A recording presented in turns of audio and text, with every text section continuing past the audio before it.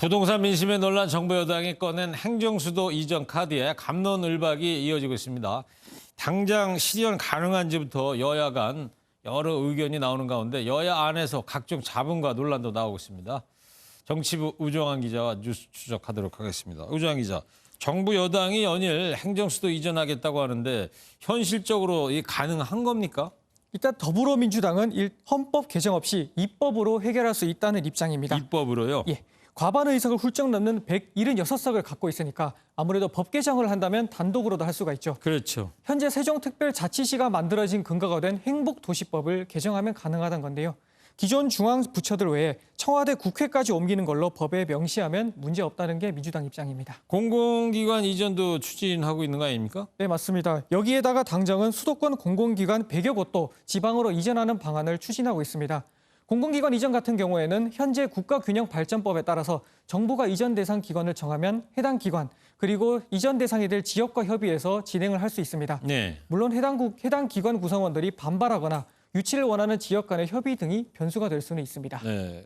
근데 이제 2004년이었죠. 그 헌법재판소가 수도 이전은 관습 헌법상 위반이다 이렇게 못을 박았는데 이렇게 입법으로만 이렇게 우회를 해도 전혀 문제가 안 생길까요? 사실 그래서 민주당도 입법으로 하는 게 완벽한 방법은 아니라고 인정을 하고 있습니다. 네. 앞서서 박성준 원내대변인은 과거 헌법재판소에서 위헌 결정이 났었지만 2004년 당시의 행정수도를 바라보는 시각과 2020년의 시각은 다를 수 있다고 말한 적이 있습니다. 일단 입법을 해놓고 나면 차후에 위헌 소송이 제기되더라도 헌법재판소가 전향적 판단을 내릴 수도 있다고 한번 기대를 해볼 수 있다는 겁니다. 미래통합당 입장은 뭐예요? 미래통합당 같은 경우에는 위헌 문제가 해결되지 않으면 수도 이전은 불가능하다. 그러므로 개헌부터 해야 한다는 입장을 고수하고 있습니다. 네.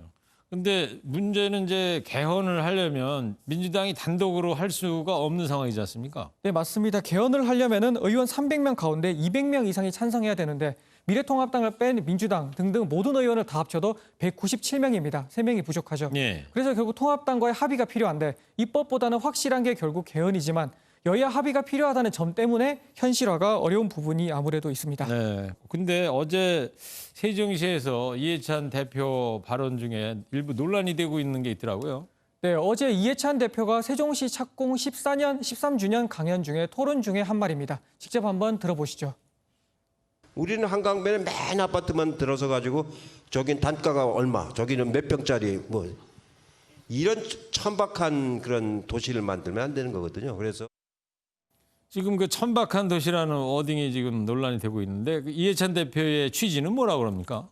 비교를 한 겁니다. 프랑스 파리 생강 주변에는 역사 문화 관광지가 많은데 이 대표가 직접 돌아다녀 보니 서울 한강변에는 아파트만 있다면서 자신이 지역구였던 세종시는 서울보다는 파리처럼 만들겠다는 취지를 이제 말하려다가 나온 발언입니다. 네. 그런데 결국 하나로 압축해 보면 서울을 천박한 도시라고 비하했다는 논란이 불거지게 된 건데요.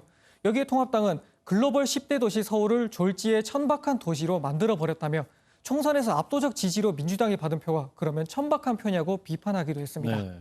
미래통합당 안에서는 행정수도 이전을 놓고 말이죠. 지도부와 다른 의원들이 엇박자의 의견이 나오고 있어요.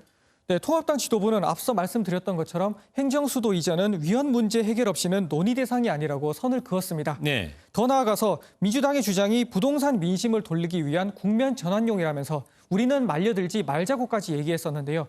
주호영 원내대표는 의원들의 입단속을 요청하기도 했었습니다.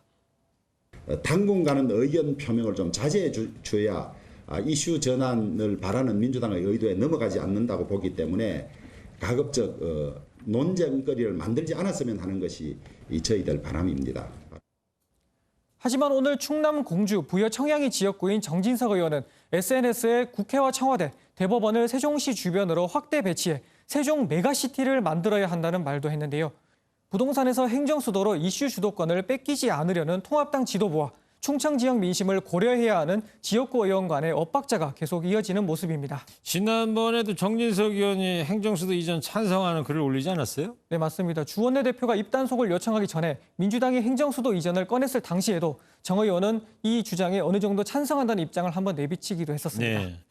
자, 행정수도 이전 결국 이제 이 다가올 재보선과 대선을 염두에 둔 걸로 봐야 되겠죠? 네, 맞습니다.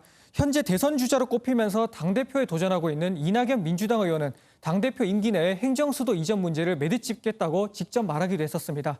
반면에 통합당은 행정수도 이전 논의와 거리를 두면서 오히려 서울 민심을 잡는 전략을 고려하고 있습니다. 통합당 한 핵심 관계자는 보궐선거에서 서울시장 후보가 행정수도 이전 반대 의사를 보이면 서울 시민들이 아마 호응할 수도 있지 않겠냐고 본다고 전했습니다.